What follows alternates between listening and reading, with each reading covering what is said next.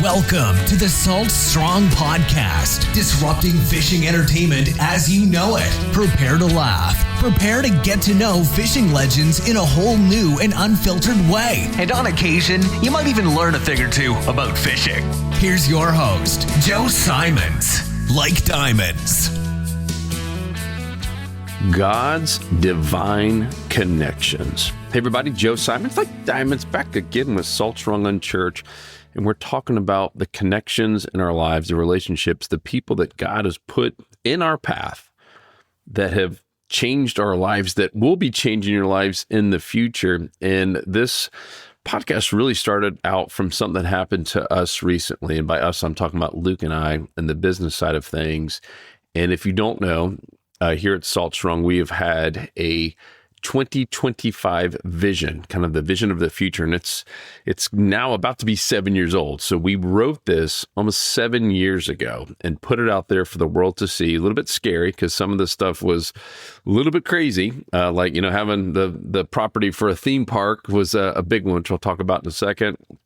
There's some other things about how we're impacting the fishing industry from the conservation side of things, and that happened with Darlene Schumann, someone who was connected to us and ended up becoming, a lifelong insider member, and now has licensed Salt Strong's name for essentially a nonprofit conservation project, which is already doing some really, really cool things, and that was part of the vision. I mean, I'm pitching myself, looking back at how all of these things have evolved and just kind of fallen into place. One, when we had kind of a clear vision of the future, and that was from listening to God. It wasn't just, guesswork. And then two, letting God do his thing. And so where I'm going with all this, we were recently got just a random email from this guy, and I get a lot of random emails. Most of them don't get replied to because I can't reply to everything. But he had said something in his email that caught my attention. It was just one word that got my attention. I won't share what it was, but it was one word. It was something that I had been talking about and really just kind of praying about internally with the team. And he said one word, and I was like, man, that's just too coincidental that he used that word. And so I replied to him, and next thing you know, we're on a phone call. And the next thing you know, just a very unique door had opened up for us to have the chance to get this property for this fishing theme park. And I'm not going to comment on all of it yet because nothing has happened officially, but I really do. I have this just sense that it's happening. One, just because God doesn't make mistakes. Two, because every single thing on this 2025 vision board has happened, that God has brought all the right people. And if you look at every one, it's crazy how these things have lined up. And if this all works, it would mean that we would be getting, this close to 1,000-acre property to really, start the phase of this family fishing focused theme park. So I'll share more as I can, but this message in particular is all about how God is so perfect in lining up the people that you need to be in touch with, that you need to be talking to, that can open up the right doors for you. And I think so many times we get anxious. So many times we're fearful of these big ideas, these big visions. We're maybe even a little bit nervous. The fact that, hey, will this really ever happen? I don't know anything about getting 1,000 acres. I don't have the money to get 1,000 acres. I still don't. But things are getting closer and closer. Where, like I said, if all these chips fall into place, there might be a chance that we're working out a deal to make this happen. And I look back at like a really unique connection was with how I met my wife. And if you don't know the whole story, I'll tell you the abridged version. But I got diagnosed with beginning of stage 2 melanoma skin cancer. So this was not just your typical, hey, we're going to cut it out. And this was a pretty big deal. I mean, full surgery. They're taking lymph nodes out, the whole deal. I was there for the whole day. And, prior to that, I was very anxious and a little bit concerned, as anyone is when you get cancer, especially at 28 years old. And I was single at the time. I was just, I had all these questions like, why me, God? Why am I going through this? Couldn't you given this to someone else? And I'm being a little facetious there, but I just didn't understand why. And I didn't know God's purpose, and I didn't know he was lining up all of the right people and all these things for a very specific reason. And my mom had called me one day, and she's like, hey, I know you're going through a tough time. We've all been praying for you. And she's like, I just wanted to share that I had this like pretty vivid vision and a dream that you're going to meet your wife through all this cancer. And I told my mom, I appreciate it. But, meeting a wife was the last thing on my mind. I'm trying to fight this cancer, and I got a surgery coming up. The last thing on my mind was meeting my wife. And lo and behold, through all of that, a nurse at the hospital, St. Joseph's Hospital in Atlanta, gave me her number. Why I was in there, like right before I was just getting some pre-treatments before the actual surgery. I ended up going on a date with this girl, and on the way back from the bathroom, ran into someone else that I happened to meet at Georgia Tech years and years ago. Hadn't talked to this person, hadn't seen him, but happened to, imagine this, sit in a class with this person. This was not my best friend. This is not even a really close friend, just a friend, an acquaintance, someone that I went to college with amongst 20,000 other people that I knew, never had their number, never had their email, never someone I hung out with after college. So we're talking 10 years after college, hadn't seen this person, but just happened to recognize them at the Braves game on the way back from the bathroom, enough where I was familiar to say, hey, so my gosh, great to see you. And she happened to be with my now wife. How crazy is that? Nuts, right? If you think about it, and once again, going back to my mom's vision, she ended up being right? Because this other nurse who I was on this date with, all because of the cancer, happened to bring me to a Braves game where I was on the date, and on the way back from the bathroom, I see this girl who I hadn't seen in a decade, and it just happened to have God had placed her in my life somehow in a Georgia Tech class, enough for me to recognize her at a Braves game, and she's standing there basically presenting my future wife to me. And I knew that I had this weird feeling, this it's almost unexplainable. And I've tried to share it with others. And if you've been that way and you met your spouse and you just knew, not everyone does. I knew. I was like, oh my gosh, like I even told my dad, I was like, the days later, I was like, I think I'm going to marry this girl. I don't even really know her yet. It was just something weird. It was this very unexplainable feeling.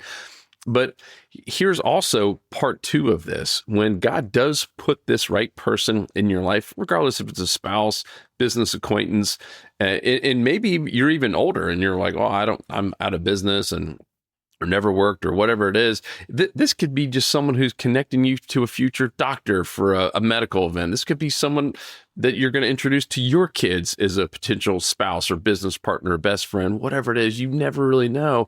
But number two is I took action on it. So that next day, very next day after I met her, once again, I don't have either of their numbers, right? So the girl who I'm with the Georgia Tech, hadn't seen in a year. I'm not that good friends with her.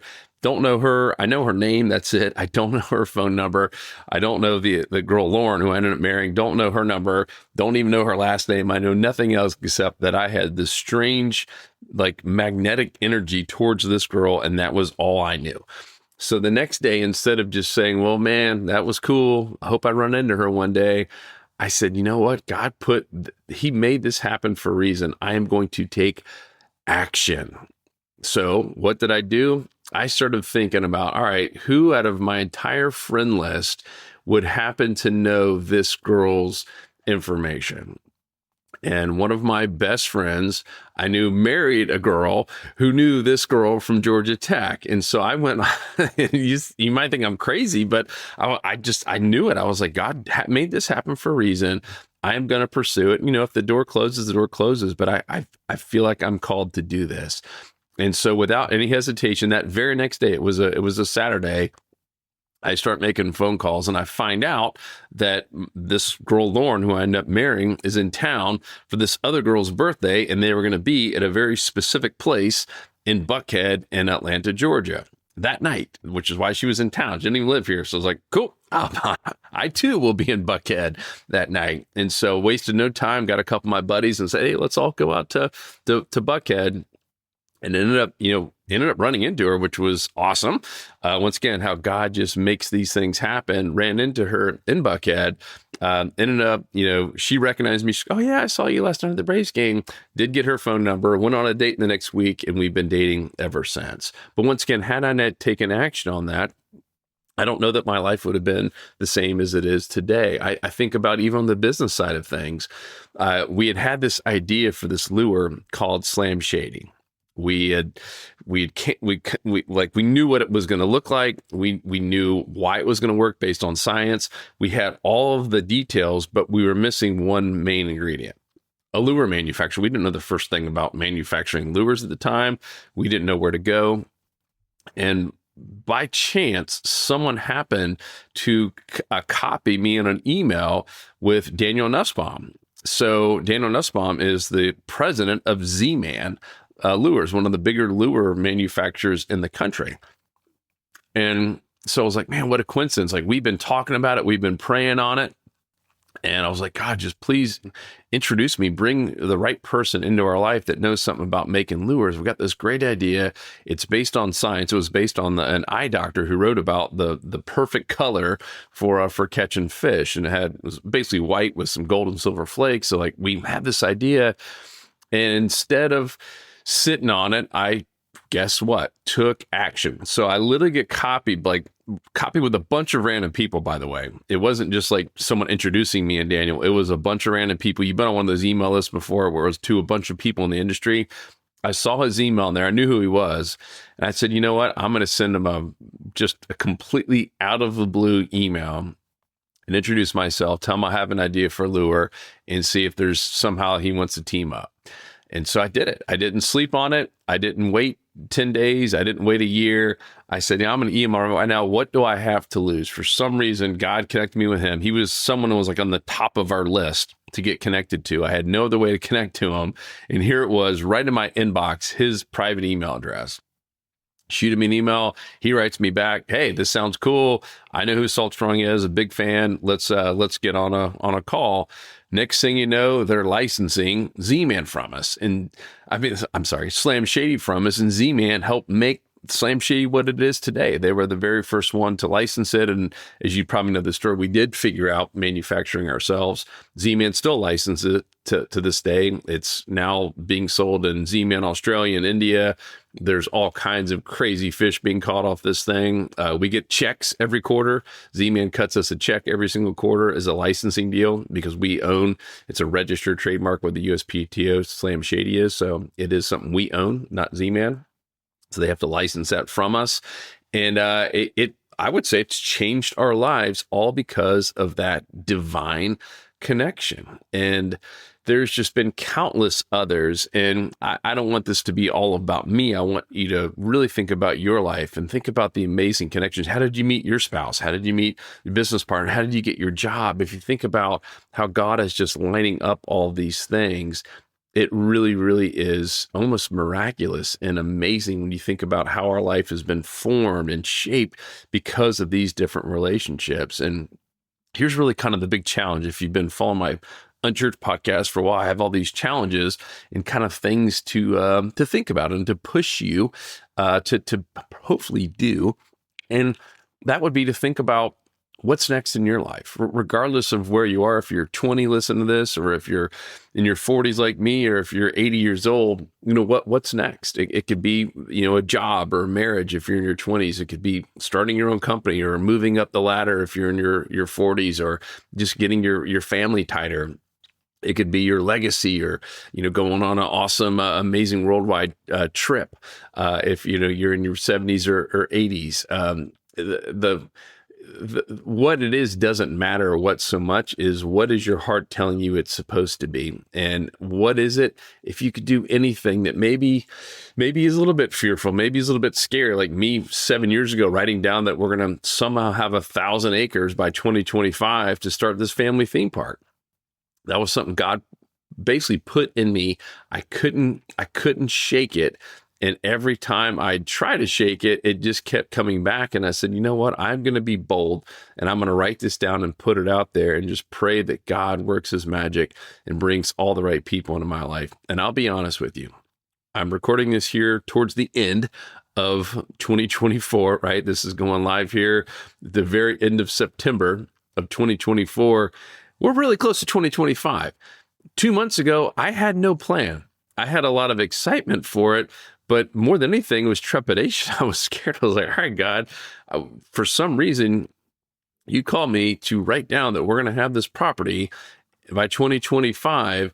It still doesn't happen, meaning we had a couple picked out, a couple fell through, a couple of different properties, but ultimately we didn't have the money to even do it. We didn't have the right partner to do it. And all of a sudden, out of the blue, this random email comes in that I believe is opening up all the right doors to make this happen.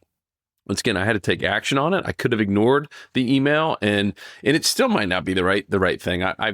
Time will tell on that one. But the important part is I prayed on it. I trusted that God was going to bring that right connection at the absolute right time, and ultimately, he'd count on me to take action on it. So what is that big thing, that big idea, that big hope, that big dream, the big trip, whatever it is that's on your mind? What's that one thing that, man, I wish I could do this one day before I pass away?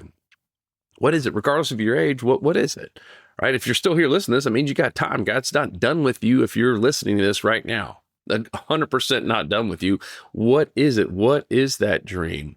What is that thing that you want for yourself, for your family, for your kids, for your legacy, for your future kids or grandkids? What is it? And I would challenge you to write it down. I'll challenge you to pray on it and just pray, God, I don't have any idea how this is going to happen. And maybe it even seems and feels impossible.